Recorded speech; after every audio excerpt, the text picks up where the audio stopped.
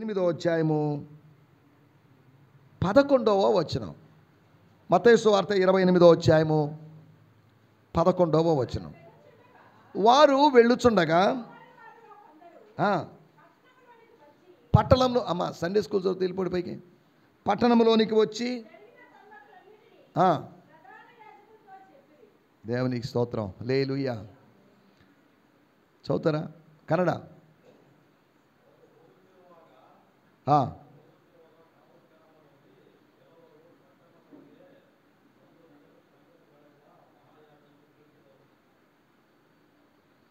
ಮತ್ತೆ ಓದ್ತೀರಾ ಚೆನ್ನಾಗಿ? ಅವರು ಹೋಗುತ್ತಿರುವಾಗ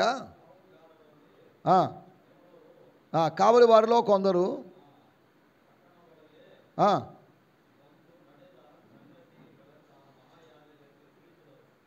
దేవుని స్తోత్రం. మలయాళం, ఇంగ్లీష్.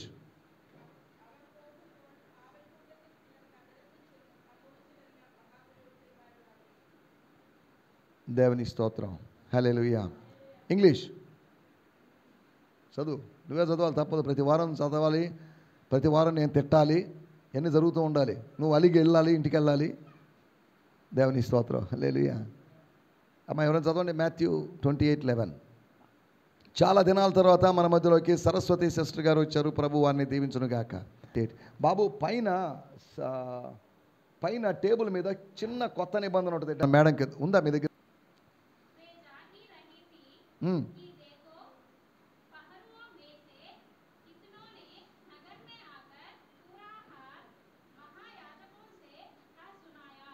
దేవుని స్తోత్రం, హల్లెలూయా. హిందీ చక్కటి భాష, హిందీ నేర్చుకోండి. మన జాతీయ భాష కనుక హిందీ నేర్చుకొని ఉండాలి.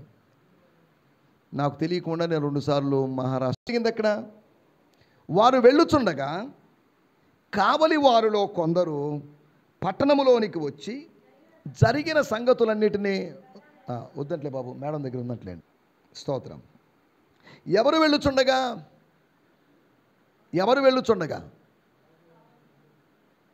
కావలి వారు వెళ్ళుచుండగా, అంతేనా?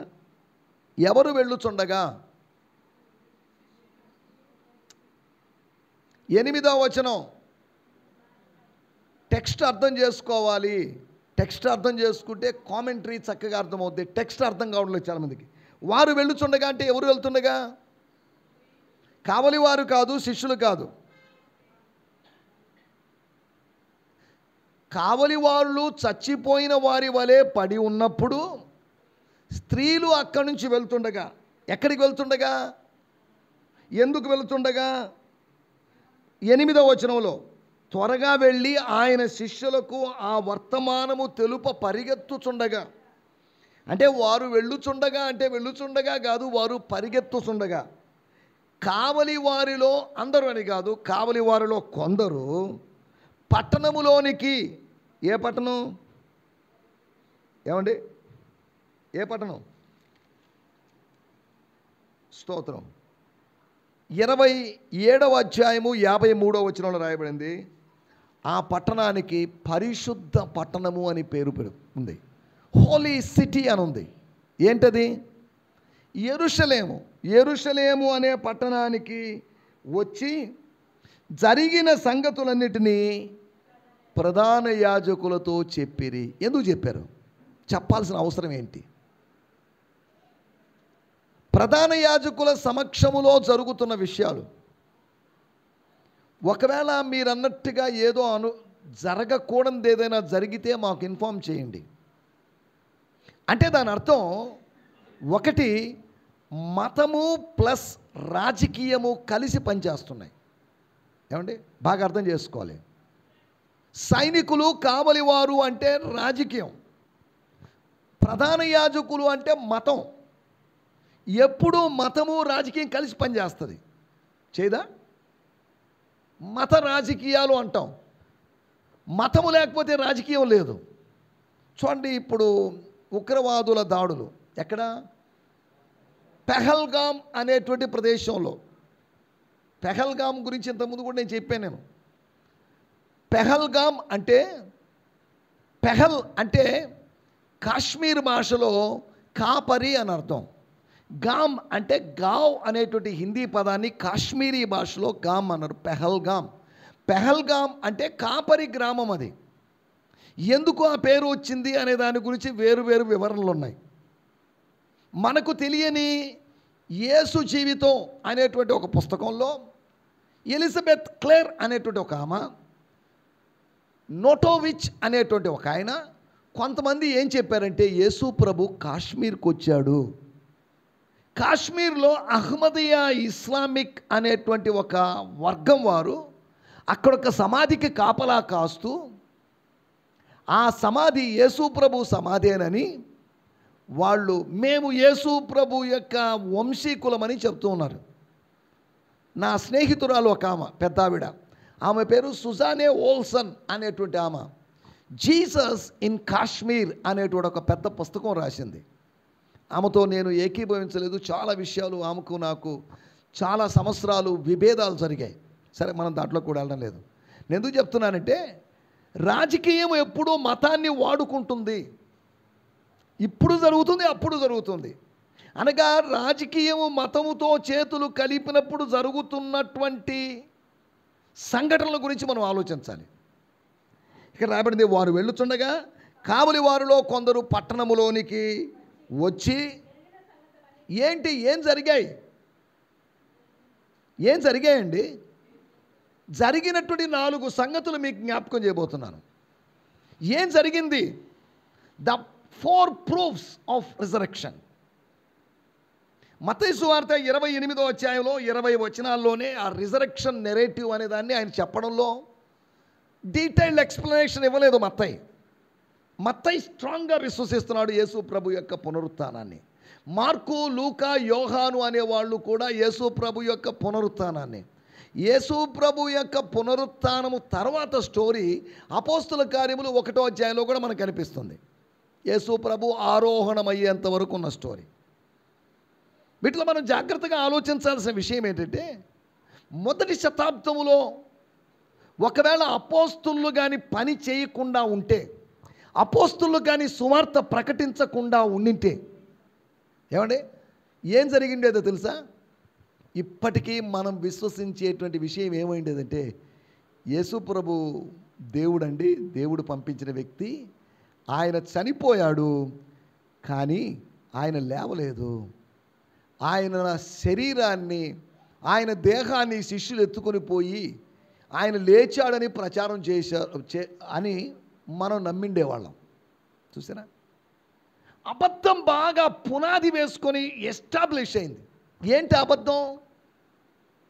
అబద్ధం? యేసు లేడు, యేసు లేవలేదు. ఈ స్టోరీ గమనించండి. యేసు ప్రభు లేవలేదు, ఒట్టిదే. యేసు ప్రభు లేచినట్టుగా వీళ్ళు చెప్పుకుంటున్నారు, కానీ యేసు ప్రభు భారతదేశానికి వచ్చాడు, హైందవ లేఖనాలు శాస్త్రాలు చదివాడు, యోగా నేర్చుకున్నాడు అని కొంతమంది ఇలాగా రకరకాల పుస్తకాలు రాశాడు. ఆయన ఈవెన్ బీహార్ ప్రదేశానికి వచ్చాడని, లేకపోతే ఇంకా వేరు వేరు ప్రదేశాలకు వెళ్ళని చాలా పుస్తకాలు. వీటన్నిటికీ సరైనటువంటి చారిత్రాత్మకమైన ఆధారాలు లేవు. ఇవన్నీ ఊహలు. చాలాసార్లు ఊహల మీద మనం ఆధారపడుతుంటాం. ఈ ఊహలన్నిటికీ చరిత్రపరమైన లింక్స్ ఏమాత్రం సెట్ కావడం, పొత్తు కుదరడం లేదు. కట్టుకథలు బోల్డ్ ఉంటాయి, కానీ ఒకరోజు వాస్తవం బయటపడుతుంది. ఇక్కడ గమనించాల్సిన విషయం, ఒక కన్ఫ్యూషన్ ఉంది. యేసు ప్రభు లేచాడా లేవలేదా? ఒకటి, లేస్తే నిజంగా లేచాడా, ఆయన దేహాన్ని శిష్యులు ఎత్తుకొని పోయినా? ఇటువంటి వివాదాల మధ్యలో చూడండి, అక్కడ రాయబడిన మాట 15వ వచనంలో, అప్పుడు వారు ఆ ద్రవ్యము తీసుకొని, ఈ మాట యూదులలో అంటే ఏమని అర్థం? నేటి వరకు అంటే ఏమని అర్థం? ఇప్పటి వరకు కాదు, నేటి వరకు అంటున్నప్పుడు మత్తయి సువార్తికుడు మత్తయి సువార్త రాసేంత వరకు 34లో జరిగిన సంఘటన గురించి ఇంచుమించు 54వ సంవత్సరం వరకు ప్రజల్లో ఉన్నటువంటి అభిప్రాయం. అనగా 20 సంవత్సరాలు ప్రజలు అబద్ధాన్ని నమ్మారు. చూడండి, ఎవరంట? ఈ మాట, ఈ అబద్ధం యూదులలో వ్యాపించింది, నేటి వరకు ఏమైందంట? అబద్ధం ప్రసిద్ధమైంది. అబద్ధం ప్రచారమైంది, ప్రసిద్ధమైంది. సత్యం కూడా ప్రచురించబడితే ప్రసిద్ధమవుతుంది. సత్యాన్ని ప్రసిద్ధం చేయాల్సిన బాధ్యత పరిశుద్ధుల బాధ్యత. ప్రచారకులమైన మా బాధ్యత ఏంటంటే సత్యాన్ని ప్రసిద్ధి చేయాలి. మాకు మేము పాపులారిటీ తెచ్చుకోవడం కాదు. We should give popularity to the truth. సత్యానికి ప్రసిద్ధి కలుగు చేయాలి. అబద్ధానికి మొదటి శతాబ్దంలో ఎంత ప్రసిద్ధి కలిగిందో ఈ 21వ శతాబ్దం వరకు సత్యానికి ప్రసిద్ధి కలగాలి. అలాగని నిజాలు చెప్తే చాలామంది నమ్మరు. అబద్ధం చెప్తేనే వాళ్ళు విని విని విని విని అబద్ధం మాట్లాడి అబద్ధం విని ఎదుటి వ్యక్తి సత్యం చెప్పినా చాలామంది నమ్మరు. నిజమా అని అడుగుతారు కాదా? దేవుని స్తోత్రం. మనకందరికీ ఒక అలవాటు, సత్యాలు నమ్మము కానీ అబద్ధాలని మాత్రం సులభంగా నమ్మేస్తాం. దేవుడు చెప్పిన దాన్ని సంశయించినటువంటి హవ్వ, కానీ సాతాను చెప్పిన దానిని సంశయించని హవ్వ కదా. అబద్ధం చెప్పినప్పుడేమో నమ్మింది, నిజము చెప్పినప్పుడేమో నమ్మింది, సంశయించింది. అవునా, లేదు లేదు, నో నో నో, మేము స్పష్టంగా విన్నాం, మా ఆయన స్పష్టంగా విన్నాడు, మేము చల్లని పూట మా కోసం ఆయన తిరుగుతున్నప్పుడల్లా ఆయన మాతో ఇదే చెప్పేవాడు, కాబట్టి హలో ఆయన చెప్పింది కాకుండా నువ్వు చెప్పింది మేము వినకూడదు, మేము వినము అని ఖచ్చితంగా చెప్పలేని పరిస్థితిలో ఉన్నారు. ఆయనేమో మీరు చస్తారు అని, చస్తారు అనే మాట కష్టంగా ఉంది, కానీ చావరు అనే మాట ఎలా ఉంది? బాగుంది, ఇదేదో బాగుంది ఐడియా. చచ్చిపోవడం కన్నా చావకుండా ఉండడం మంచిది కదా. అయినా దేవుడు ఏంటండి, ఆయనేమో సజీవుడుగా ఉంటాడంట, మనం చస్తామంట. ఏటమ్మా దేవుడు మరి అంత స్వార్థపరుడు? మీరు చస్తారు, ఆయన మీరు ఎక్కడ చస్తారమ్మా? ఒటిదే మీరు బతుకుతారు. కరెక్టే, బతికే అవకాశం ఉంది వాళ్ళకి. అక్కడ అప్పటి వరకు జీవవృక్ష ఫలాల్ని వాళ్ళు భుజించలేదు. జీవవృక్ష ఫలాలు భుజించడానికి ముందే మంచి చెడుల తెలివినిచ్చే వృక్ష ఫలాల్ని సాతానుడు తెలివిగా తినిపించేశాడు. దానివల్ల తోలివేయబడ్డారు. గమనించాలి, ఆజ్ఞను పండు తినడం, పండు అనేది కాదు అక్కడ విషయం, పండును కూర్చిన ఆజ్ఞ ప్రాముఖ్యం. ఆ పండు ఏంటి, యాపిల్ పండా ఏంటి అనేదాని ఆర్గ్యుమెంట్లో కూడా వెళ్ళొద్దు. ఆ పండు ఏదైనా కానివ్వండి, పండు అనేది ఇంపార్టెంట్ కాదు. పండు విషయంలో దేవుడు చెప్పింది ఇంపార్టెంట్. ఏం చెప్పాడు పండు విషయంలో? తినవద్దు, అంతవరకే. ఇక దానికి ఎందుకు తినొద్దు, ఎప్పుడు తినొద్దు, ఎంతకాలం తినొద్దు అని మనం ఆలోచించాల్సిన అవసరం లేదు. దేవుడు ఇచ్చినటువంటి ఆజ్ఞకు, ఆ అభిప్రాయానికి, దేవుని యొక్క చిత్తానికి మనం లోబడ్డం నేర్చుకోవాలి. దాన్ని సంశయించడానికి ఆరంభించకూడదు. మనం సంశయించడం ఆరంభించాము అంటే మన ఆత్మీయ తోలివేత, మన ఆత్మీయ మరణం ఆరంభమైనట్టే. నువ్వు ఆ పండు తినదినమున చస్తావు అని రాయబడింది. చస్తావు అని కాదు, you will begin to die. నువ్వు చచ్చిపోవడం ఆరంభిస్తావు. మరణము నీలో ప్రవేశించి స్లోగా స్లోగా స్లోగా. ఒక వ్యక్తి హఠాత్తుగా చనిపోడు. ఏమండి, చనిపోతాడా? ఇప్పుడు నేను మాట్లాడుతూ నేను చనిపోను. ఒకవేళ బెడ్ మీద ఉండి అలాగే 4 రోజులు 5 రోజులు 6 రోజులు ఉండి చచ్చిపోయే అవకాశం ఉంది. అలాగే దేవుడు చెప్తున్నాడు, you will begin to die. కానీ ఆదాము చచ్చిపోలేదు. ఆదాము చచ్చిపోవడము అంటే ఏంటి అంటే, తోటలో నుంచి తోలివేయబడ్డమే అతని యొక్క మరణం. That is geographical death. అది ఆత్మీయ మరణం కాదు. చాలామంది ఇదే ఆత్మీయ మరణం అని చెప్తుంటారు.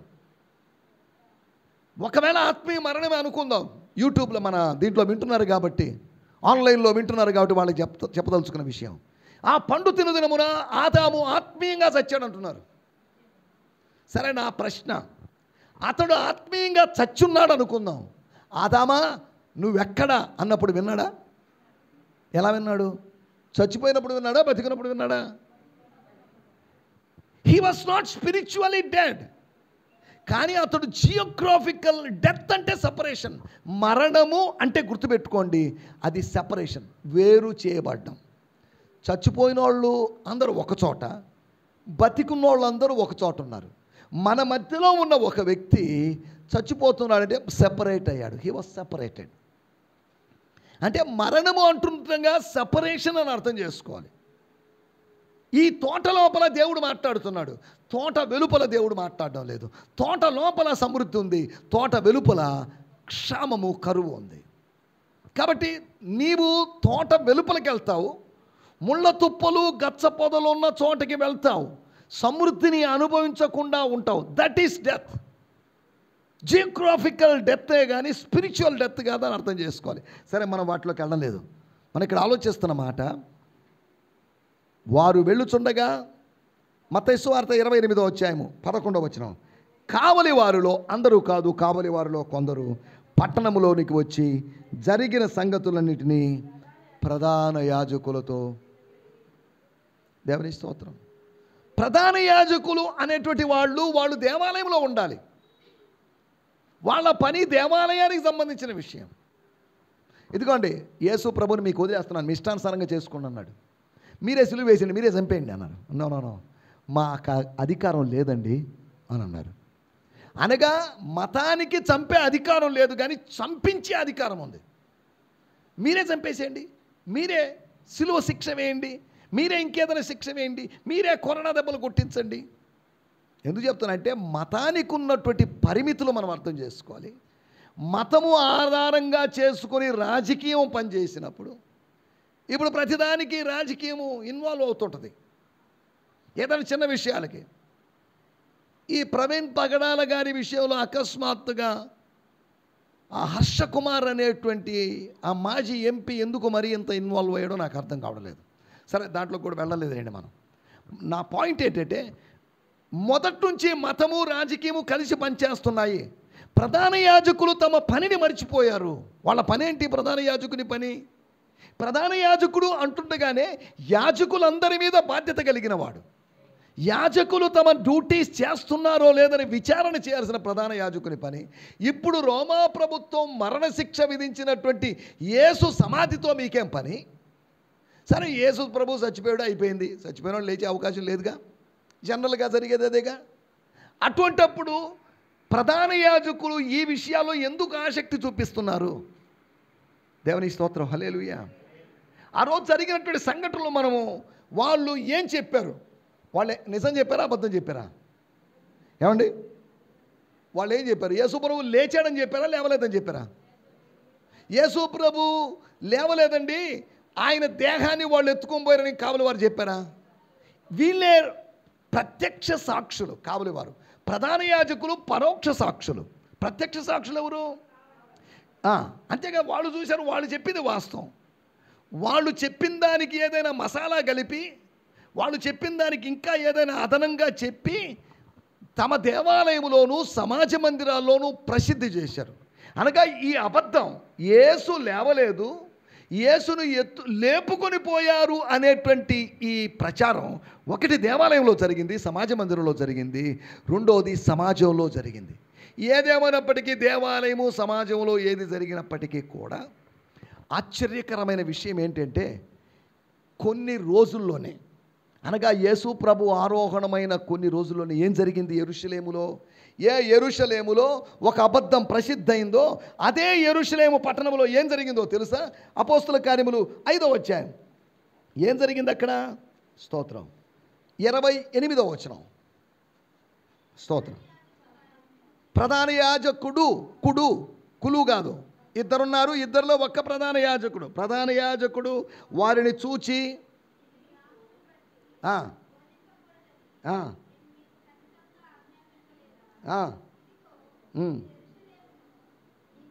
చూడండి, ఇంపార్టెంట్ మాట, యెరూషలేమును మీరు మీ బోధతో నింపి.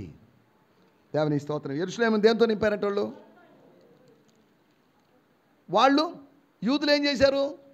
ప్రధాన యాజకులు ఏం చేశారు? వాళ్ళు అబద్ధ బోధతో నింపారు. ఏమండి, ముందు ఒక ప్రశ్న, ముందు అబద్ధం ముందు పుట్టిందా, నిజం ముందు పుట్టిందా? ప్రశ్న, ముందు అబద్ధం పుడుతుందా, నిజం పుడుతుందా? ఏమండి, ముందు నిజమా అబద్ధం పుడుతుందా? మీకు అర్థం కావడం చెప్తాను.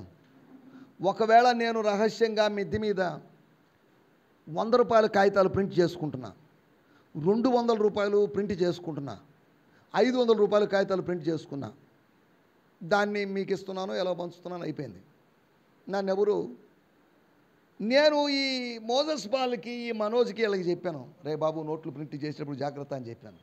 వీళ్ళు కాస్త ఆవేశంలో మన మోజస్ బాలు మనోజు కలిసి 300 రూపాయల నోట్లు ప్రింట్ చేసేశారు. వాళ్ళకి 200 రూపాయలు ప్రింట్ చేశారు, 500 ప్రింట్ చేశారు, 100 ప్రింట్ చేశారు. ఇప్పుడు వీళ్ళ ఆవేశంలో సార్ చెప్పాడు కదా మనం జాగ్రత్త చేయాలని వాళ్ళిద్దరు కలిసి 300 రూపాయల నోట్లు, 400 రూపాయల నోట్లు ప్రింట్ చేశారు. సరే, ఇప్పుడు నా దగ్గర ఉండే 100 రూపాయల నోట్లు 200, 500 రూపాయలు నేను ఖర్చు పెట్టేశాను. ఇప్పుడు 300 నోట్లు, 400 నోట్లు నేను ప్రింట్ చేసినారుగా, కట్టలు కట్టినారుగా, దాన్ని డిస్ట్రిబ్యూట్ చేయాలిగా.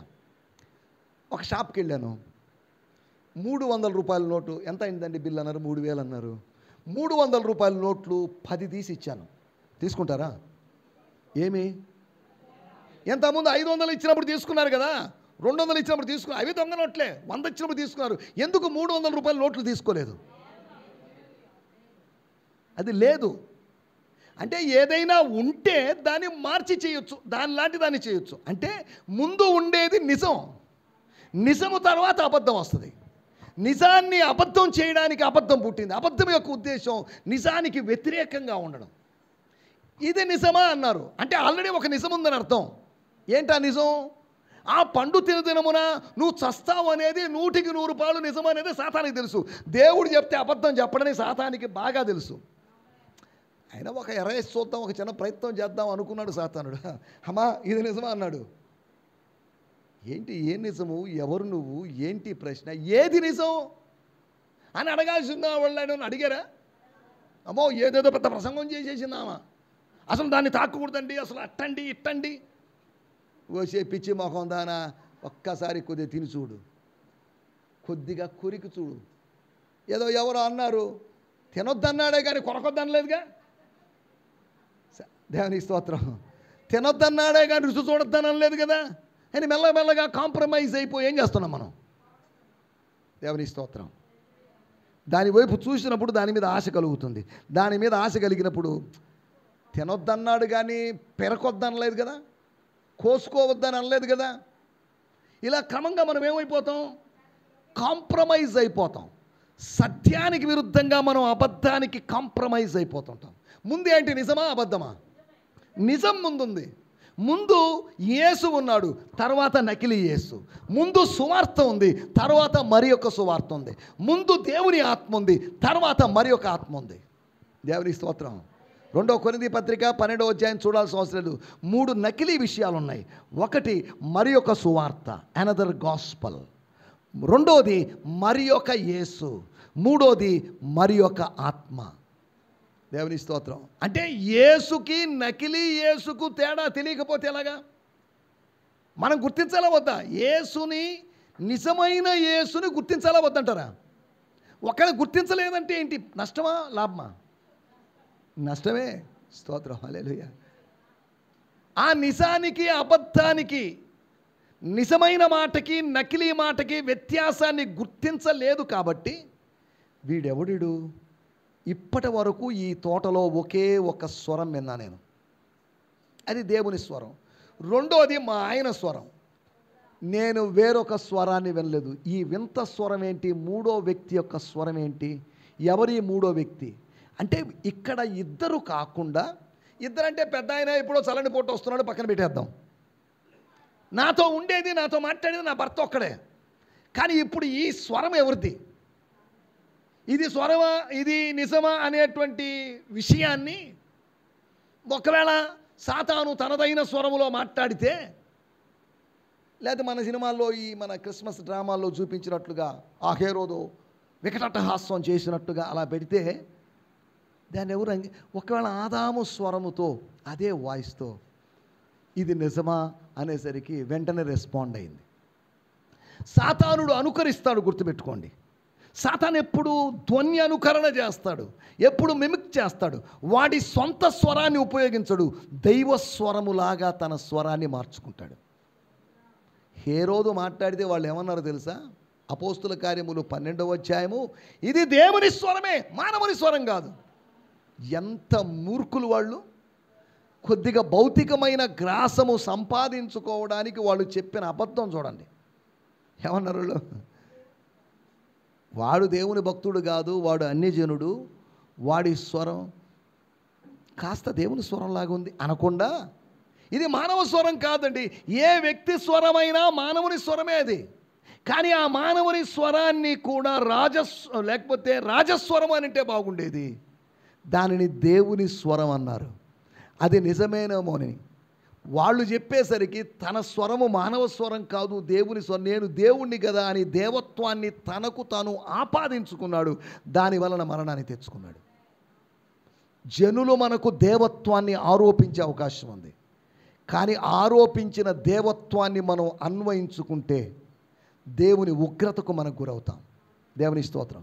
ఏ మనిషి దేవుడు కాడు, గుర్తుపెట్టుకోండి. మనిషి ఎప్పటికీ మనిషే. మనిషి ఎప్పుడూ దేవుడు కాలేడు.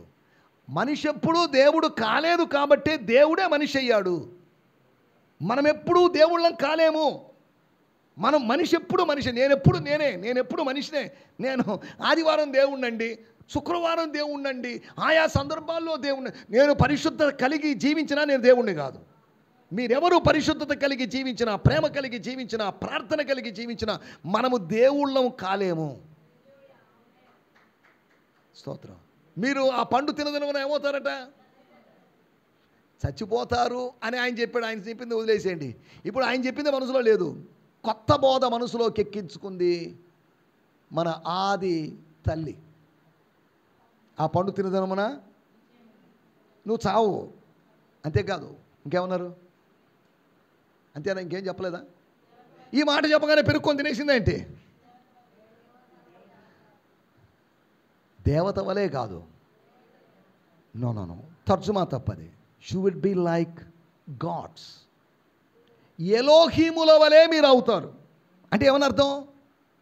అమ్మా, మీరు ఇది తింటే ఆయనలాగా మారతారనే ఉద్దేశంతో, ఆయనలాగా మారకూడదని ఆయన తోటలో మీరుండి పని చేసుకొని బానిసత్వం చేసుకొని బానిసలుగా బతకాలనేది ఆయన ఉద్దేశం. మీకు ఆ ఉద్దేశం ఇంకా అర్థం కాలేదు. ఒరి ఇంత మంచోడుగా కనిపించి ఇంత దుర్మార్గుడా దేవుడు? తోటలో వచ్చి చల్లని చోరనమ్మా నా కుమారి అంటాడు, నా కుమారుడా అంటున్నారు. ఇలా అంటున్నప్పటికీ దేవుని మనసులో అమ్మ ఆయనతో సమానం కాకూడదంట, ఆయనలాగా మారకూడదంట. ఎంత దుర్మార్గుడండి దేవుడు కాదా? మిమ్మల్ని బానిసలుగా చూడాలనుకుంటున్నాడమ్మా ఆయన అన్నట్టుగా ఉపదేశాన్ని నూరిపోశాడు వాడు. కానీ దేవుడు మనల్ని బానిసలుగా చూడదలుచుకోలేదు, మనల్ని స్నేహితులుగా భావిస్తున్నాడు. హెబ్రీ పత్రిక 12వ అధ్యాయంలో ఆయన మనల్ని కుమారులనుగా చూచుచున్నాడు. ఎలా చూస్తున్నాడు? ఆయన ఉద్దేశం ఏంటి? మనం ఏమైందాం? దేవుణ్ణి అడిగిదాం, దేవా నేను ఎవరిని అనేది. ఏం చెప్తాడు? నువ్వు బానిసవి, నా దాసుడివి అని అండు. ఆయన ఏమంటున్నాడు? మనల్ని ఆయన మనల్ని అలా ట్రీట్ చేస్తున్నాడు. 12వ అధ్యాయం చదవండి. హెబ్రీ పత్రిక 12వ అధ్యాయం. ఒక్క నిమిషం 6వ వచనం. 12వ అధ్యాయం 6వ వచనం.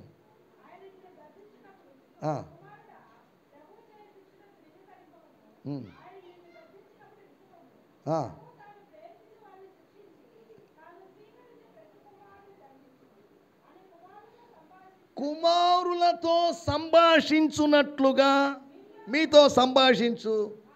ఎలా సంభాషిస్తున్నాడట?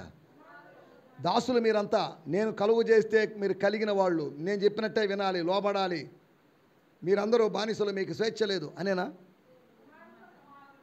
కుమారులతో సంభాషించినట్లుగా. తర్వాత రాయబడింది 7వ వచనం. శిక్షాఫలము పొందుటకే ఎలా చూస్తున్నాడు మిమ్మల్ని? కుమారులనుగా, కుమార్తెలనుగా చూస్తున్నాడు. దేవుడు మనల్ని ఎలా చూస్తున్నాడు? దేవుడు నిన్ను నన్ను ఎలా చూస్తున్నాడండి? శత్రువుగా చూడడం లేదు. ఎలా చూస్తున్నాడట? ఒక సృష్టికర్త నన్ను ఎలా చూశాడు? ఏమండి, చంద్రబాబు నాయుడు గారు ఒకవేళ నన్ను ఆయన కుమారుడిగా చూశాడు అనుకుందాం, ఎలా ఉంటుంది పరిస్థితి? ఏమండి, చంద్రబాబు నాయుడు గారు రైకస్ రోడ్డుకు వచ్చారు, ఆయన నన్ను కుమారుడిగా భావిస్తున్నాడు. కొన్ని వేల మందిలో సంతోష్ అని పిలుస్తాడు.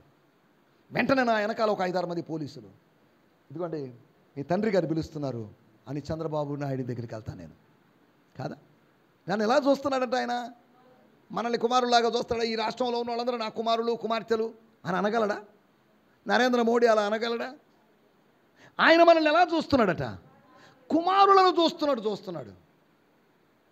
మిమ్మల్ని దేవతలనో లేకపోతే ఏదైనా చూడటం లేదు. ఆయనలో నుంచి వచ్చిన వారు మీరు. ఆయన లాంటి వాళ్ళు, ఆయన పోలిక స్వరూపము కలిగిన వాళ్ళుగా చూస్తున్నాడు. మిమ్మల్ని ఏదో దేవతల్లాగో అలా చూడటం లేదు. ఆయన మిమ్మల్ని, మీ పట్ల, మీ బిడ్డలు ఎలా చూస్తున్నారు? నీచంగా చూస్తారా? ఏమంటే మీ బిడ్డలు ఎలా చూస్తారు మీరు? వాళ్ళు దుర్మార్గులే కావచ్చు, అయినప్పటికీ ఎలా చూస్తాం? పోనీలే, తెలుసుకుంటారులే, మారతారులే, కాదా? దేవుని స్తోత్రం, హల్లెలూయా. మన కుమారులు ఇలా మారతారు అనుకుని వాళ్ళని మ్యాక్సిమం మనమే జడగొడుతుంటాం, కదా? వాళ్ళని శిక్షించం మనం. అక్కడ రాయబడిన మాట,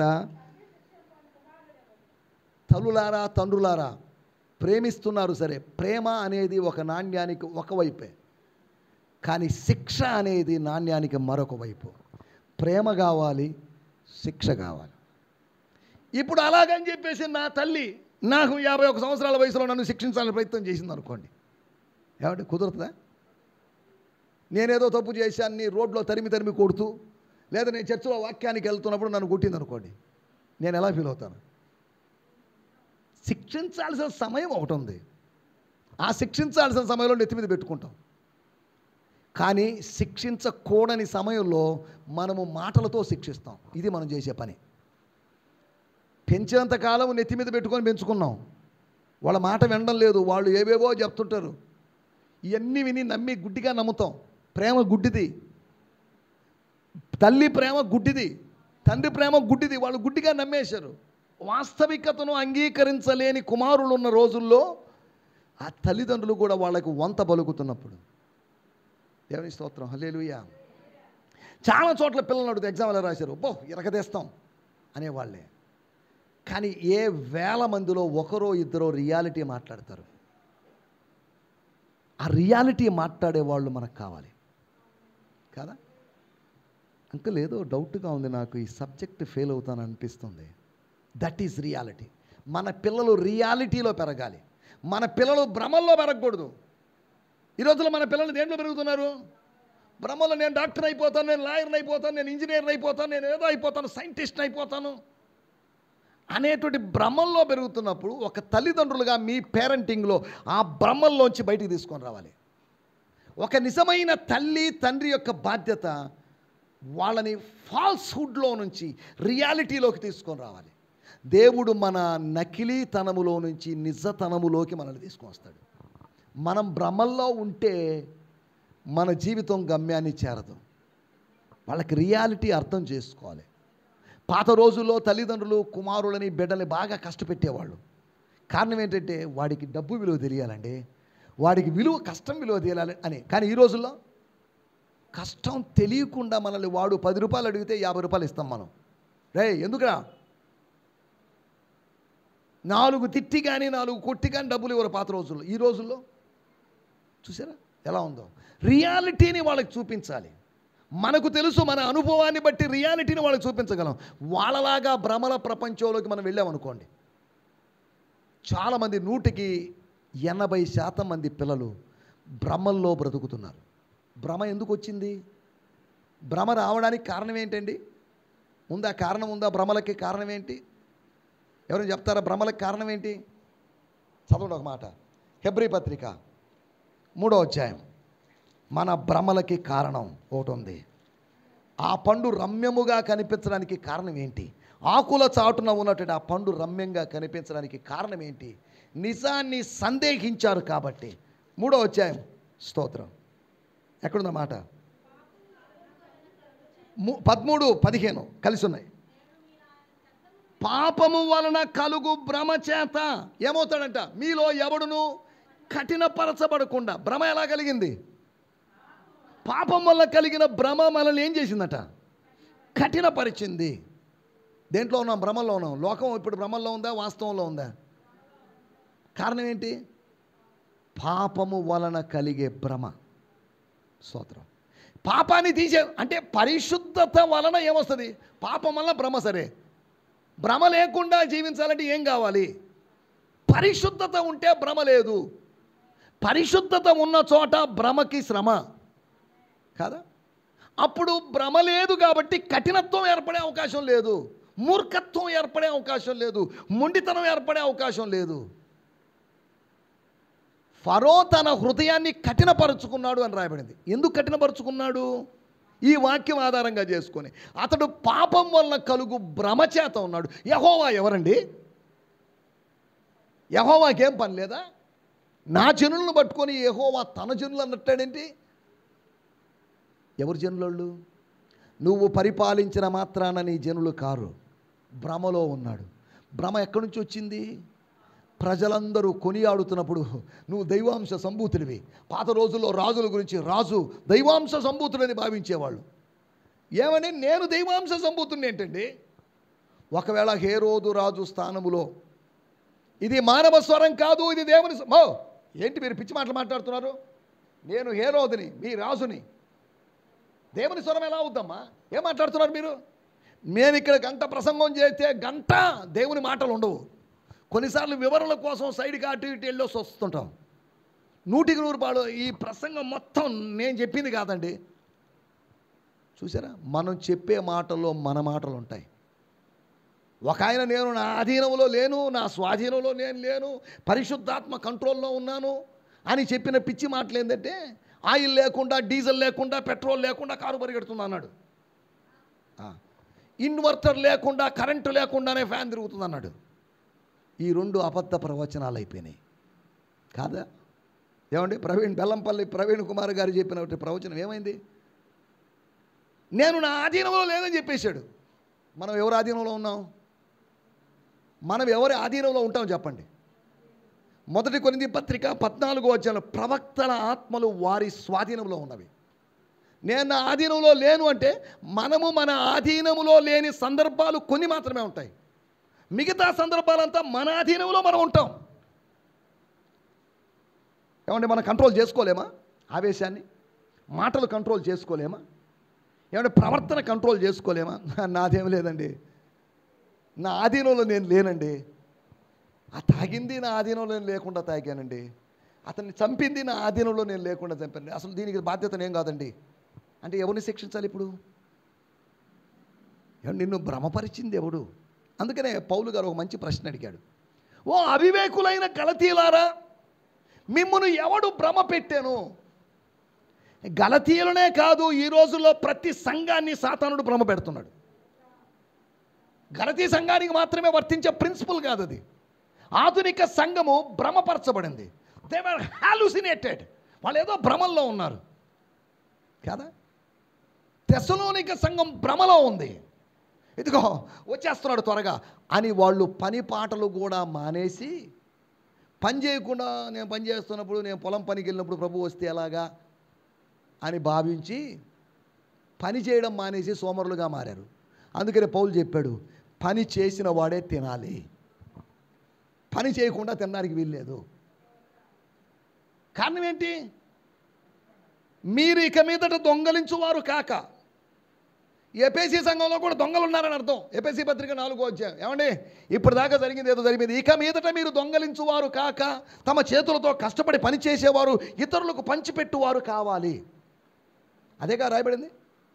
తెస్సలోనిక సంఘము భ్రమపరచబడింది, ఎఫెసీ సంఘము భ్రమపరచబడి సంఘాలు ఏమవుతున్నాయి?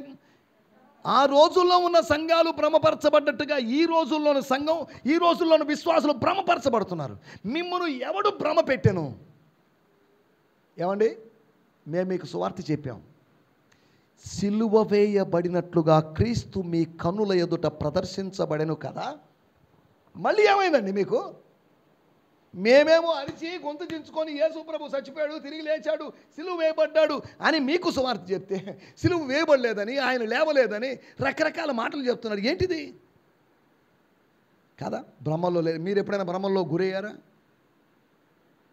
ఉదాహరణకి, తనతో మాట్లాడుతున్నటువంటి పురుషుణ్ణి తోటమాలి అనుకుంది,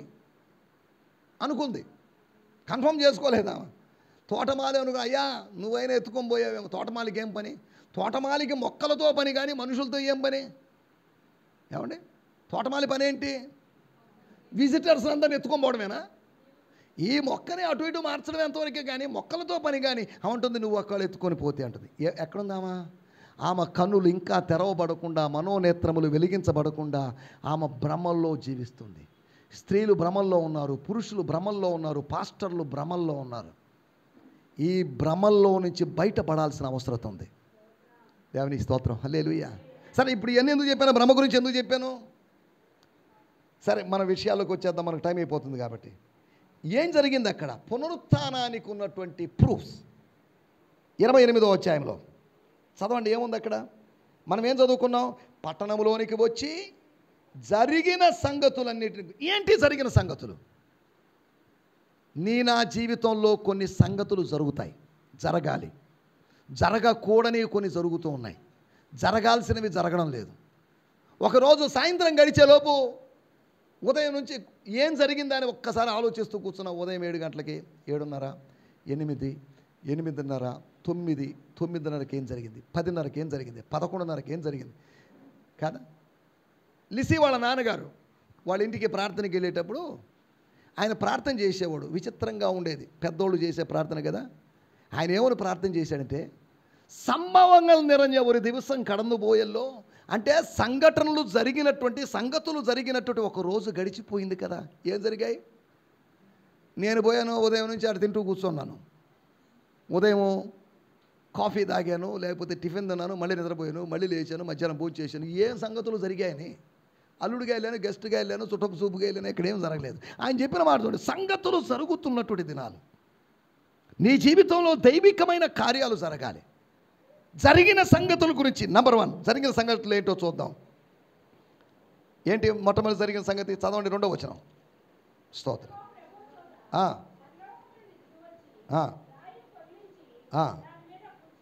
దేవుని స్తోత్రం. ఏంటి జరిగింది?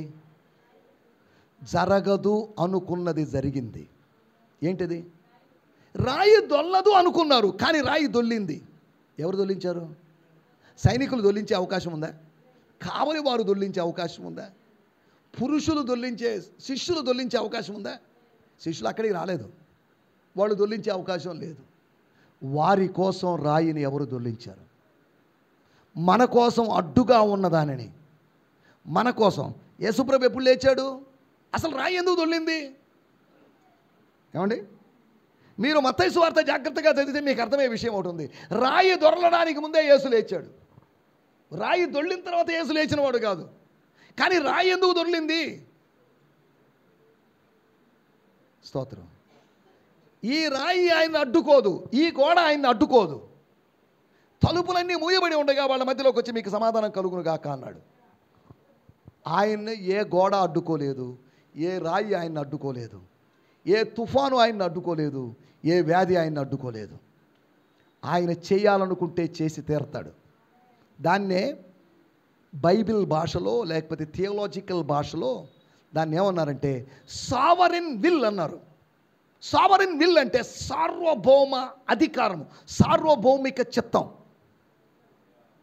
అంటే మీ సావరిన్ అనే పదం ఎప్పుడు వినలేదండి సోషల్లో? God's will is sovereign will. అది మనము చెప్పిన దాన్ని బట్టి మారేది కాదు. దేవా, పలాని వ్యక్తిని చంపకూడదు అనుకున్న చంపేవా? నినివే పట్టణస్తులను చంపకూడదు అనుకున్నాడు దేవుడు, పశ్చాత్తాపడ్డారు కాబట్టి. ఇప్పుడు నినివే పట్టణానికి సువార్త ప్రకటించిన యోనా ప్రార్థన చేశాడు, ప్రభా వాళ్ళని ఒకరిద్దరినైనా చంపునైనా వాళ్ళకి కొద్దిగా సిగ్గు వస్తుంది, బుద్ధి వస్తుందని ప్రార్థన చేశాడు. దేవుడు చంపుతాడా? ఏమి? ఆల్రెడీ ఒకసారి ప్లాన్డ్ అయిపోయింది. ఒకవేళ వాళ్ళు పశ్చాత్తాపడితే వాళ్ళని నేను శిక్షించను. నువ్వు చెప్పు, వీళ్ళ పట్టణము నాశనం అయిపోతుందని చెప్పు. In case if the repent, వాళ్ళు పశ్చాత్తాపడ్డారా, పట్టణాన్ని శేషింపజేస్తాను. లేదా పట్టణము అవశేషాలుగా మిగిలిపోద్ది, శిథిలాలుగా మిగిలిపోద్ది. దేవుని వాక్యం చదివేటప్పుడు జాగ్రత్తగా అర్థం చేసుకోవాలి. సావరెన్ విల్, సార్వభౌమిక చిత్తం. అందుకనే రోమాపత్రిక 9వ అధ్యాయం 15వ వచనంలో రాయబడింది, పరిగెత్తు వాని వలనను పొందగోరు వాని వలనను ఏమీ లేదండి. నువ్వు పరిగెత్తి ఉండొచ్చు, నువ్వు పొందగోరు ఉండొచ్చు, నువ్వు ఉపవాసం ఉండొచ్చు, 40 రోజులు ఉపవాసం ఉండొచ్చు, ఇంకా ఏదైనా చేసి ఉండొచ్చు, అక్కడికి తిరిగి ఉండొచ్చు, ఇవన్నీ వాస్తవాలే. కానీ కరుణించు దేవుని వల్లనే కార్యం జరుగుతుంది. This is the sovereign will of God. ప్రార్థన అంటే నా చిత్తాన్ని ప్రభు సన్నిధిలో పెట్టి ఆయన చిత్తానికి వ్యతిరేకంగా ఉన్న నా చిత్తాన్ని నెరవేర్చుకోవడం కాదు ప్రార్థన. కాదా? ఈ రోజులో ఏం చేస్తున్నాం? ప్రార్థన అంటే ఏం చేస్తున్నాం? నీ చిత్తం సంగతి పక్కన పెట్టమా, పలానా రోజు పలానా డెడ్ లైన్ పెట్టేస్తాం దేవునికి, దేవా పలానా రోజులోపు ఈ కార్యం జరగాలి. ఆఫ్టర్ ఆల్ ఒక మనిషివే నీవే డెడ్ లైన్ పెడితే ఆయన డెడ్ లైన్ పెట్టలేడా? వారు కోరినది ఆయన వారికి ఇచ్చాడు. కానీ ఎందుకు ఇచ్చాడు? ఆయన ఇష్టపడింది ఇచ్చి ఉంటే క్షీణత కలిగిండేది కాదు, బలం వచ్చిండేది. కానీ వారు కోరింది ఏం కోరారు? వాళ్ళు మాంసం కావాలని. సిగ్గులేదా వాళ్ళకి? మన్నా కన్నా బెటర్ అయింది ఏదైనా ఉందా దేవా స్వర్గంలో, మాకు అది ఇవ్వా అని అడుగుంటే బాగుండేది. మన్నా కన్నా తక్కువ దాన్ని అడిగారు. మనం కూడా తక్కువ వాటిని అడుగుతాం. ఇస్సాకు గొర్రె పిల్లని అడిగాడు, దేవుడు ఏమిచ్చాడు? కొవ్వు లేని దానిని ఇస్సాకు అడిగాడు, దేవుడు కొవ్విన దాన్ని ఇచ్చాడు. నువ్వు అడుగు వాటన్నిటికంటను, ఊహించు వాటన్నిటికంటను తన సమయంలో తన చిత్త ప్రకారం తన మహిమార్థమై దేవుడిస్తాడు. గుర్తుపెట్టుకోవాలి, తన సమయంలో. ఒకటి ఇన్ హిస్ ఓన్ టైం. ఏమన్నారు దాన్ని? ఏం సమయం అది? ఇన్ హిస్ ఓన్ టైం అంటే ఏమని అర్థం? ఎవరైనా చెప్తారు ఒక మాట? చాలాసార్లు చెప్పాను నేను ఆ మాట. ఇన్ హిస్ టైం అంటే కైరోస్, క్రోనోస్ కాదు. క్రోనోస్ అంటే మానవుని సమయం. ఇన్ హిస్ టైం ఆయన తగిన సమయం అందు మిమ్మల్ని హెచ్చించినట్టు. తగిన సమయం అంటే 2026? తగిన సమయం అంటే 2025 డిసెంబర్ 3? ఎప్పుడు?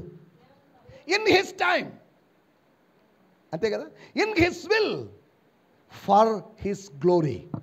దేనికోసం ఇచ్చినట్టు ఇది? నీకు ఏదైనా ఇస్తే ఎందుకు ఇచ్చినట్టమ్మా? ఆయన నామ మహిమార్థమై ఇచ్చినప్పుడు నువ్వేం చేయాలి? మహిమపరచాలి. ఏమి ఇచ్చాడండి ఆయన? 40 రోజులు ఉంటే కానీ ఇవ్వలేదు ఆయన, ఉపవాసం ఉంటే కానీ ఇవ్వలేదు. ఎందుకంటే ఇలా ఇవ్వడం అని సణుక్కుంటూ ఉన్నాం. దానివల్ల ప్రయోజనం ఏంటి? మరొకసారి పొందుకోగలమా? ఇచ్చిన దాన్ని బట్టి ఏం చేయాలి? నీకు ఏది ఇవ్వబడినా దాన్ని బట్టి స్తోత్రం చెప్పు, కదా. మనం చెప్పం, ఏమి ఇచ్చాడండి? పూరి గుడిసాగా మాకు ఇచ్చింది. మాకేమి ఇచ్చాడండి? 10,000 కదా నాకు జీతం ఇచ్చేది. ఏమి ఇస్తున్నాడు ఆయన పెద్ద? కొంచెము వాటిలో నమ్మకంగా ఉంటే దేవుడు నిన్ను అనేకమైన వాటి మీద నియమిస్తాడు. ఈ 10,000 దగ్గరే నువ్వు నమ్మకంగా లేనప్పుడు ₹1,00,000 నీకేమిస్తాడండి? కాదా? చిన్న దాంట్లో నమ్మకంగా ఉండు, అప్పుడు గొప్ప వాటిని ఇస్తాడు. దేవుని స్తోత్రం, హల్లెలూయా. చిన్న టెస్టులో నమ్మకంగా ఉన్నాడు యోసేపు, అందుకని పెద్ద దేశము యొక్క బాధ్యతను అప్పగించాడు. గృహము యొక్క బాధ్యతలో విఫలం కాలేదు యోసేపు, అందుకని దేశము బాధ్యత అప్పగించాడు. గృహ బాధ్యతలో ఫెయిల్ అయ్యాడు అనుకోండి యోసేపు, దేశ బాధ్యత వచ్చిండేదే. ఒక అనేక గృహాలు కలిగిన దేశ బాధ్యత ఏం చూడగలవు నువ్వు? ఒకటి, నెంబర్ 1, వారు జరిగిన సంగతులను ప్రధాన యాజకులతో, మతంతో చెప్పారు, రిలిజియన్తో చెప్పారు, జూయిష్ రిలిజియన్తో చెప్పారు. ఒకటి ఏమని రాయబడిందంట? The witness is the rolled stone. దొరిలినటువంటి రాయి పునరుత్థానానికి గుర్తు. స్తోత్రం, హల్లెలూయా.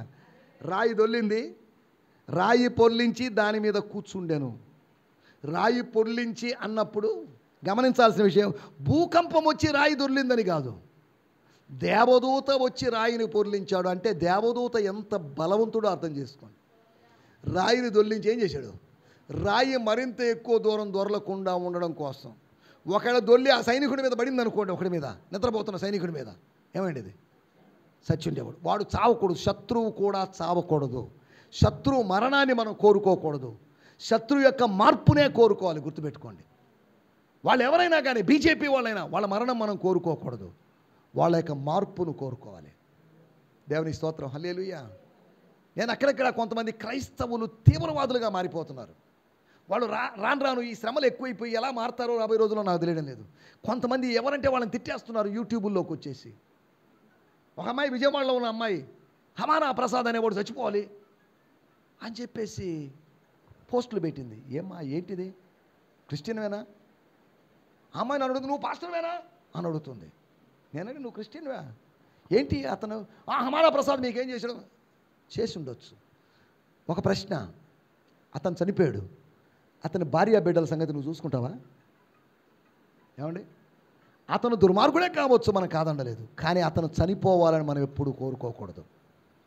ఒక ఆయన పేరు చెప్పను కానీ, ఆయన మన మీటింగులకు ఆటంకపరిచారు. జూమ్ మీటింగ్ ఒకటి పెట్టి మన మీటింగ్ని ఆటంకపరిచిన వాళ్ళందరూ చచ్చిపోవాలని ప్రార్థన చేయండి అని చెప్పాడు. వీళ్ళందరూ ప్రార్థన చేస్తున్నారు, ప్రభా ఈ కూటాలకి మా మీటింగులకు అభ్యంతరపరిచిన వాళ్ళు చచ్చిపోదురు గాక, వారికి ఘోరమైన మరణం వచ్చును గాక అంటే ఆమేన్ ఆమేన్ అని ప్రార్థనలు ఏకీభవిస్తున్నారు. ఏంటి ప్రార్థనలు? మిమ్మల్ని హింసించు వారి కొరకు ప్రార్థన చేయండి. మనం ఏం చేస్తున్నాం? హింసించిన వాళ్ళ చావు కోసం మనం ప్రార్థన చేస్తున్నాం. ఈ రాష్ట్రంలో పెద్ద దైవజనుడు అని చెప్పబడిన వ్యక్తి ప్రోత్సహిస్తే అలా ప్రార్థన చేస్తున్నారు. స్తోత్రం. చూడండి ఎంత విచారకరమో. శత్రువును క్షమించలేని తత్వం మనలో ఉండడం విచారకరమైన విషయం. దైవికమైన స్వభావం మనలో లేకపోవడం విచారకరమైన విషయం. ఒకటి రాయి తొలింది. It's a physical sign that he was risen. ఆ రాయిని ఎవరు పెట్టారు? స్తోత్రం. 60వ వచనం, 27వ వచనం, 27వ వచనం, సమాధి ద్వారములకు పెద్ద రాయి పొర్లించి వెళ్ళిపోయాను. స్తోత్రం. మగ్దలేని మరియయు వేరొక మరియయు అక్కడనే సమాధికి ఎదురుగా కూర్చొని ఉన్నారు. రాయి మీద రోమా ప్రభుత్వం యొక్క సీల్ వేశారు, సమాధిని భద్రపరిచారు. కానీ ఏం లాభం? స్తోత్రం. ప్రభుత్వం ఎంత భద్రతా చర్యలు తీసుకున్నప్పటికీ కూడా కదా, రాయి దొల్లించబడలేదా? మనిషి ఎంత జాగ్రత్తలు తీసుకున్నా చచ్చిపోవడం లేదా? రాజీవ్ గాంధీ గారు భద్రత లేకుండా చచ్చిపోయాడా? ఇందిరాగాంధీ భద్రత లేకుండా చనిపోయిందా? రాజశేఖర్ రెడ్డి గారు భద్రత లేకుండా వీళ్ళందరూ ఎలా చనిపోయారు? వాళ్ళకి సెక్యూరిటీ ఇచ్చింటే బాగుండేదండి. రాజీవ్ గాంధీకి Z+ అనేటువంటి ప్రత్యేకమైనటువంటి సెక్యూరిటీ ఉంది. 19 మంది వలయాలుగా చుట్టుకొని అతనికి సేఫ్టీ ఇస్తారు. కానీ ఏం లాభం? చచ్చిపోయాడా? ఎలా చనిపోయాడు? ఘోరమైన మరణం. నేను ఎందుకు చెప్తున్నానంటే, ఈ ఘోరమైన మరణం చెందాడు కాబట్టి ఆయన పాపనో నేను ఇటువంటి వ్యాఖ్యానాలు చేయడం లేదు. నా మాటల యొక్క ఉద్దేశం, మానవుని భద్రత ఎంత ఉన్నప్పటికీ కూడా మానవుడు మరణాన్ని జయించలేడు, మరణాన్ని తప్పించుకోలేడు. దేవుని భద్రత ఉంటే ఉన్నట్టు లేత లేదు. అంతేనా? మనకి ఎటువంటి సెక్యూరిటీ లేకుండా మనం ప్రశాంతంగా వీధుల్లో తిరిగేసి వస్తున్నాం. అర్ధరాత్రులు కూడా తిరిగి వస్తున్నావా లేదా? కానీ చంద్రబాబు నాయుడునో నరేంద్ర మోడీనో అర్ధరాత్రుల్లో లేకపోతే పట్ట పగలు తిరగమనండి, డైకస్ రోడ్ దాకా నడుచుకుంటూ రమ్మనండి, డైకస్ రోడ్ నుంచి మన చర్చ్ దాకా నడుచుకుంటూ రమ్మనండి, నరేంద్ర మోడీని చంద్రబాబు నాయుడిని రమ్మనండి, వస్తారా? అంటే మనకు తెలియనటువంటి ఏదో భద్రత మనకుంది, ఇన్విజిబుల్ సెక్యూరిటీ మనకుంది. యెరూషలేము చుట్టూ పర్వతములు ఉన్నట్లుగా ఇది మొదలుకొని దేవుని యొక్క ప్రజల చుట్టూ దేవుడు ఉంటాడు అని దేవుని వాక్యం రాయబడింది. మనకు ఒక సెక్యూరిటీ ఉంది.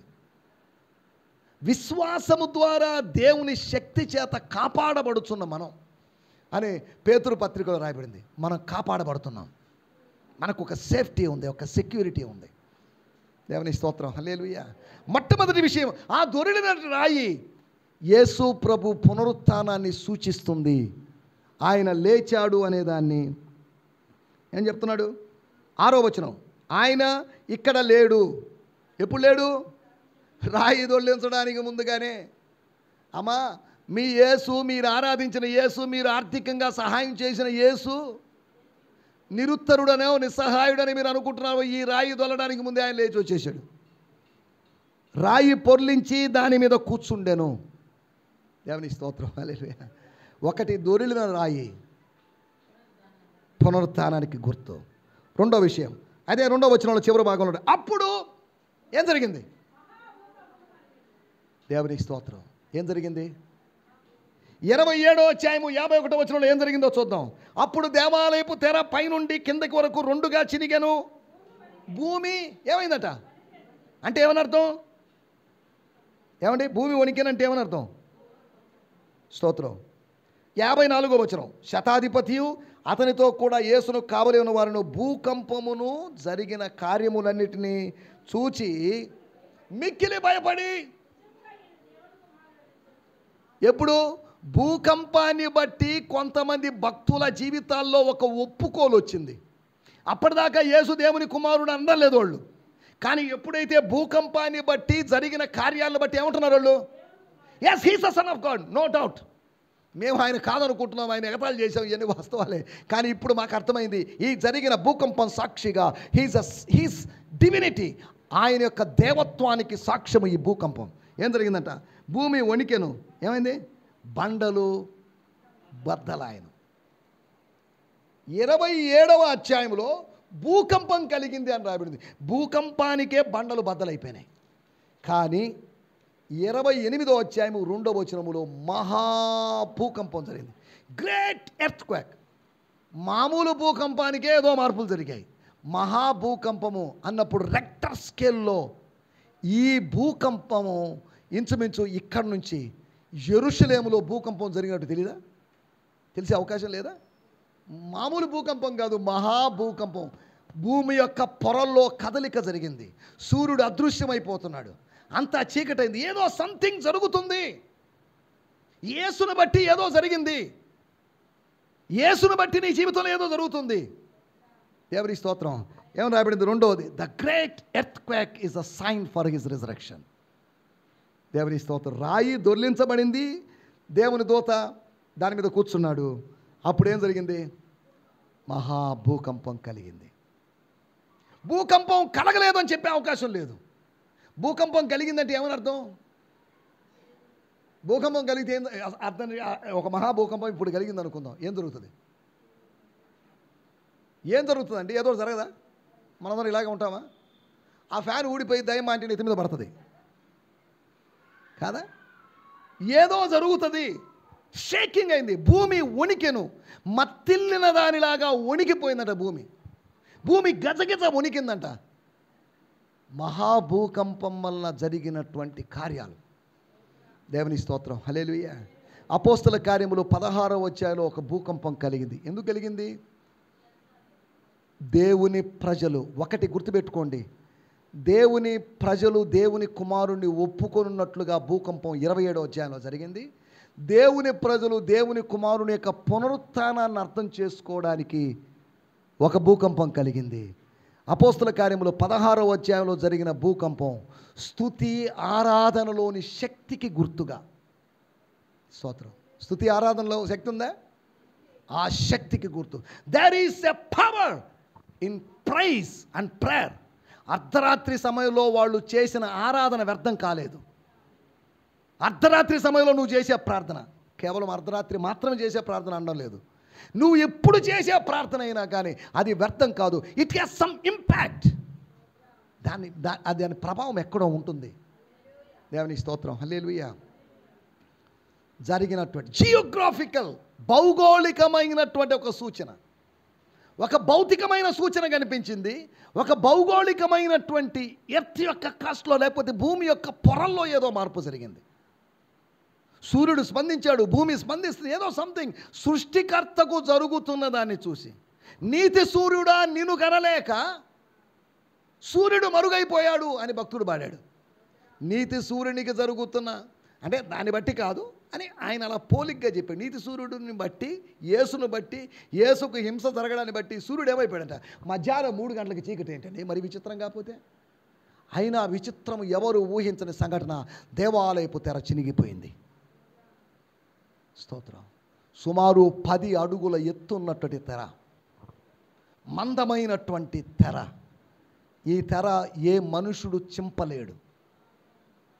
ఒక చిన్న ఖర్చు చించాలంటే కష్టపడతాం, కానీ ఆ మందమైన దళసరిగా ఉన్నటువంటి ఆ తెరని ఎవరు చించారు?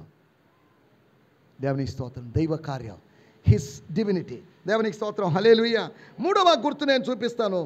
ఏం జరిగింది, లేకపోతే పునరుత్థానానికి రుజువులేంటి? The witnesses are the proofs of resurrection. 1 దొరిలిన రాయి, 2వది జరిగిన భూకంపం. 3వ విషయాన్ని నేను మీకు జ్ఞాపకం చేస్తాను. 15వ వచనం. ఆ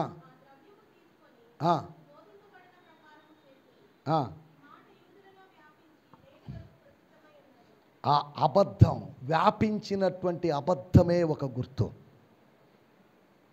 ప్రవీణ్ పగడాల అనేటువంటి ఆయన్ని ప్రమాదం జరిగిందా లేకపోతే చంపేశారా అని అందరం చెప్తున్నాం. ఎలా తెలిసింది మనకు? తర్వాత అది ప్రమాదమని నిరూపించడానికి వాళ్ళు అబద్ధాలు సృష్టించారు. నకిలీ ప్రూఫ్స్, నకిలీ ఫుటేజులు తీసుకొచ్చారు. ఆహా, ఇది అబద్ధం. నిజాన్ని గురించి ఎవరు వాదించాల్సిన అవసరం లేదు. ట్రూత్ అనేది ఎప్పుడు, ట్రూత్ డిఫెండ్స్ ఇట్ సెల్ఫ్. సత్యం కోసం నువ్వు వాదించాల్సిన అవసరం లేదు. సత్యము దానంతటదే వాదించుకోగలదు కదా. ధర్మాన్ని నువ్వు కాపాడాల్సిన అవసరం లేదు. ధర్మము దానంతటదే కాపాడుతుంది. ధర్మం నిన్ను కాపాడుతుందండి, నువ్వు ధర్మాన్ని కాపాడాల్సిన అవసరం లేదు. మనోళ్ళు ఏం చేస్తున్నారు? స్తోత్రం, ధర్మాన్ని కాపాడాలని ప్రయత్నం చేస్తున్నారు. ఒకవేళ ఇలాగా గుర్తుపెట్టుకొని రికార్డ్ అవుతుంది, ఒకవేళ నేనే హిందువుని అయ్యాను అనుకోండి, ఈ క్రైస్తవులు ఇవన్నీ చూసి నేను ఒక మాట అనండి, పిచ్చి హిందువులారా, నా తోటి హిందూ సోదరులారా ఇలాగనేవాడు. ఆఫ్టర్ ఆల్ వాళ్ళు ఒక 10% మంది ఉన్నారండి, మనం 80% మంది ఉన్నాం. వాళ్ళు చేసే ప్రయత్నాలకు భయపడేది ఏంటండి? ఏదైనా చేసుకోనండి, చర్చలు కట్టుకోనండి, మతం మార్చుకోమనండి అని ఉండేవాడిని కాదా?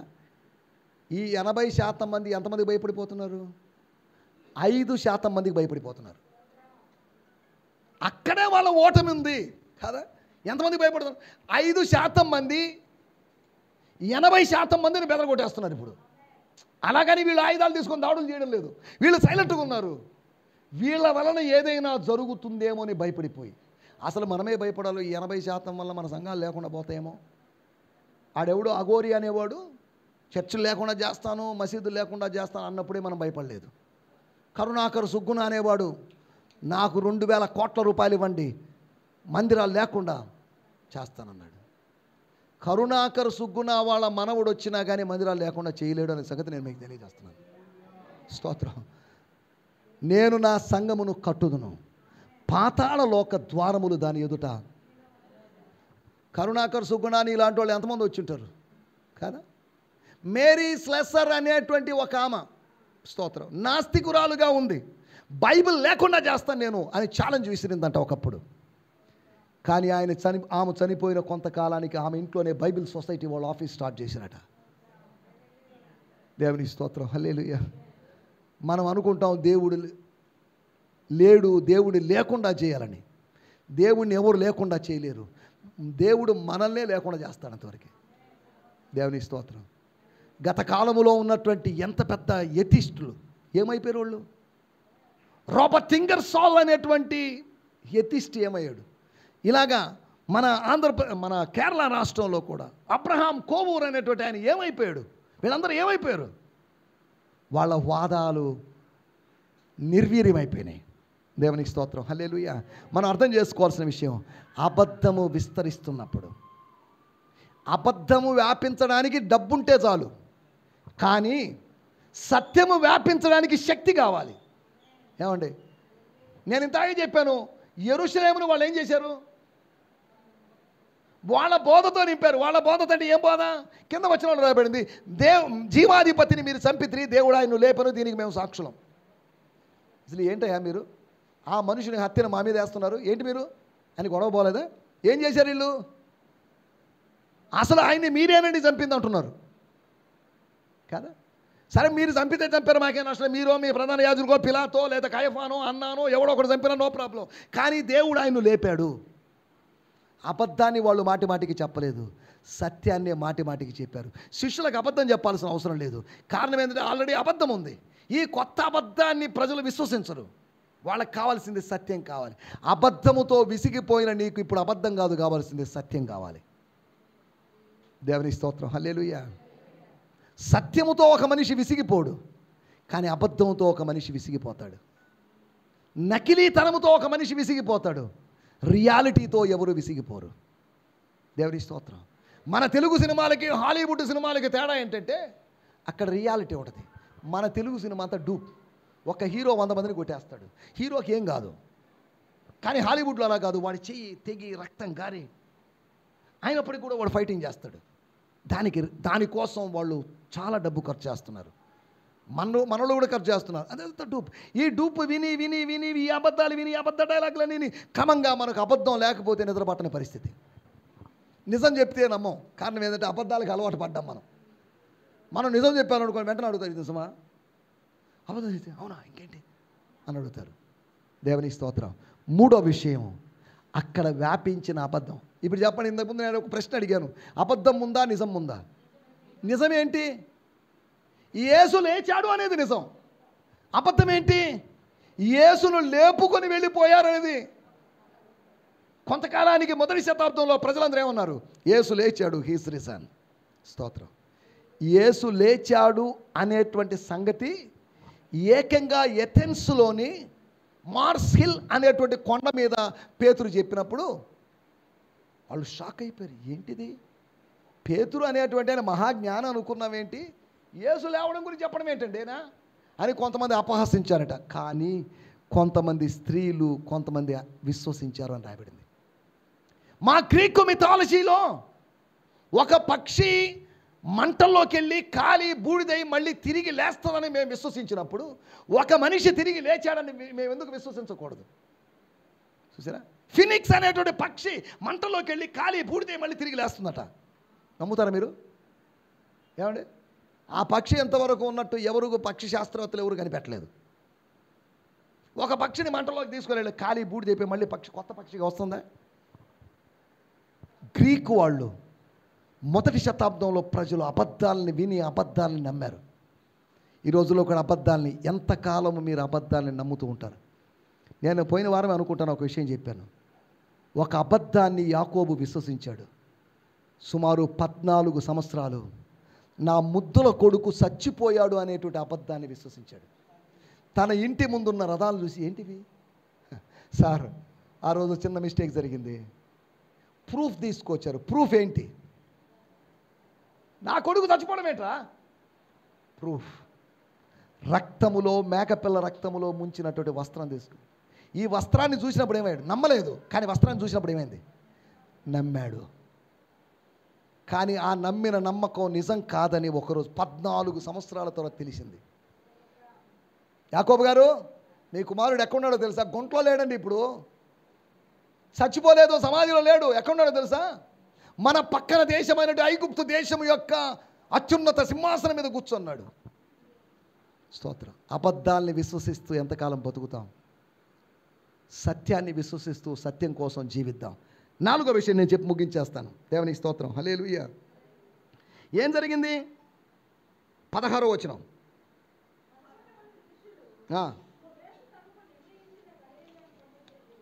ఎందుకు? ఏమైంది అక్కడ? అక్కడ నుంచి ఆయన ఆరోహణం జరిగింది. మత్తయి సువార్త 28వ అధ్యాయం కానీ, యోహాను సువార్త 20-21 కానీ యేసు ప్రభు యొక్క ఆరోహణ గురించి చెప్పడం లేదు. యేసు ప్రభు యొక్క ఆరోహణ గురించి మార్కు సువార్త గురించి చెప్పాడు, లూకా సువార్త గురించి చెప్పాడు. ఏం చెప్పాడో చూద్దాం. మార్కు సువార్త 16వ అధ్యాయము 19వ వచనం. స్తోత్రం. మార్కు సువార్త 16. ఇలాగూ ప్రభు అయిన యేసు వారితో మాట్లాడిన తర్వాత ఏంటట? పరలోకమునకు. సమాధిలో ఉన్నవాడు, చచ్చిపోయినోడు, కుళ్ళిపోయినోడు పైకి వెళ్తాడా? 40 రోజులు కనబడి వాళ్ళ మధ్యలో నుంచి వారు చూస్తుండగానే ఆరోహణం అయిపోయే అవకాశం ఉందా? ఆయన ఎక్కడ చేర్చుకోబడ్డాడట? పరలోకమునకు చేర్చుకోబడ్డాడు. ఒక మాట కూడా చూడండి, లూకా సువార్త 24వ అధ్యాయం 15వ వచనం.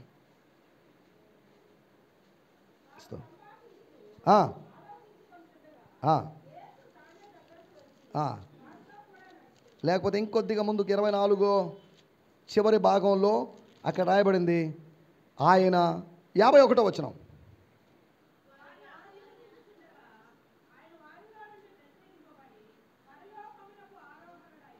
ఆరోహణుడు ఆయను అంటే ఎక్కిపోతున్నాడు అని అర్థం.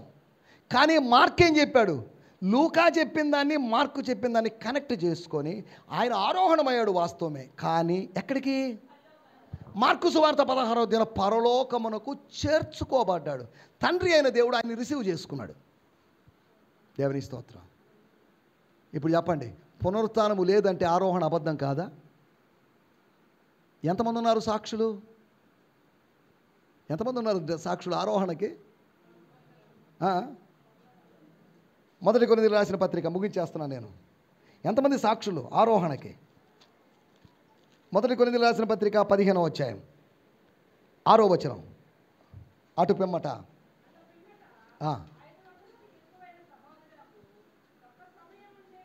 ఎప్పుడు కనబడ్డాడు? అదే ఒక సమయం అంతా కనబడ్డాడు. ఎప్పుడు? ఆరోహణ సమయంలోనే. దేవుని స్తోత్రం. ముస్లిం సోదరులు ఒక తెలివిగా పనిచేశారు. యేసు ప్రభు చచ్చిపోలేదు అంటున్నారు. ఎందుకు అంటున్నారో తెలుసా? చచ్చిపోలేదు అనడానికి కారణం ఏంటంటే, చచ్చిపోయాడు అంటే లేచాడని ఒప్పుకోలే. అందుకని చచ్చిపోలేదంటే తలకాయ పోడదుగా. స్తోత్రం. ఆయన చనిపోయాడు వాస్తవం, ఆయన లేచాడు అంతే వాస్తవం. ఆయన లేచి 40 రోజులు మన మధ్యలో సంచరించాడు, వాస్తవం. ఆయన ఆరోహణం అయిపోయాడు, వాస్తవం. ఆయన తిరిగి వస్తాడనేది కూడా అంతే వాస్తవం. దేవుని స్తోత్రం, హల్లెలూయా. నేను పోయిన వారం కూడా చెప్పాను, యేసు మరణము ఆయన యొక్క మానవత్వాన్ని సూచిస్తుంది. యేసు ప్రభు యొక్క పునరుత్థానము ఆయన దేవత్వాన్ని సూచిస్తుంది. దేవుని స్తోత్రం. Proofs, these are the 4. దొర్లించబడిన రాయి ఒకటి, రెండోది జరిగిన భూకంపం, మూడోది చెప్పబడిన వ్యాప్తి చెందిన అబద్ధం, నాలుగోది యేసు యొక్క ఆరోహణం. These are the 4 proofs of resurrection. మరికొన్ని ప్రూఫ్స్ని మనం వచ్చే వారం మాట్లాడుకోవడానికి మనం ప్రయత్నం చేద్దాం. యేసు పునరుత్థానము ప్రాముఖ్యమైనది. ఎందుకు? యేసు పునరుత్థానము జరిగింది కాబట్టి మన పునరుత్థానము జరగబోతుంది కదా. యేసు పునరుత్థానం లేకపోతే యేసు ప్రభు సమాధిలో ఉన్నాడని అర్థం. సమాధిలో ఉన్నాడంటే లేవలేదని అర్థం. లేవలేదంటే ఆరోహణం కాలేదని అర్థం. ఆరోహణం కాలేదంటే తిరిగి రాడని అర్థం. ఒకదానికొకటి లింకులు ఉన్నాయి. కాబట్టి యేసు పునరుత్థానం, యేసును లేపినవాడు మన మరణమునకు లోనగు శరీరమును జీవింపజేయగలడు. అందరం కళ్ళు మూసుకుందాం, ప్రార్థన చేసుకుందాం.